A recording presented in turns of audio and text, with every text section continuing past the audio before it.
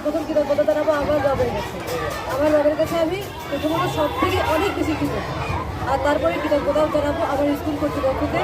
আমার এই হবিদের national school থেকে আমি যা যা পেয়েছি তা আসলে আমি এত ভালোবাসা পেয়েছি সেটা আসলে বলার মতো না। আমি আরও কৃতজ্ঞতা জানাতে চাই আমার শিক্ষকদের কাছে।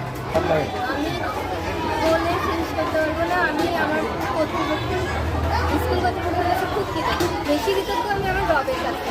আমি আমার রবের কাছে এত চাইছি যে আমার সে দিচ্ছে। যেখানে আমার পরিশ্রম তো আছে, তাছাড়াও সকল শিক্ষকের অবদান আছে এবং এদের এই শিক্ষকদের পিছনে সবচেয়ে বেশি অবদান দিয়ে রেখেছেন আমাদের পরিচালক মোহাম্মদ মতিয়ার রহমান লাভলু স্যার। আমার এই সফলতার পিছনে আমার পরিচালক স্যার সম্মানীয় তার অবদান রয়েছে।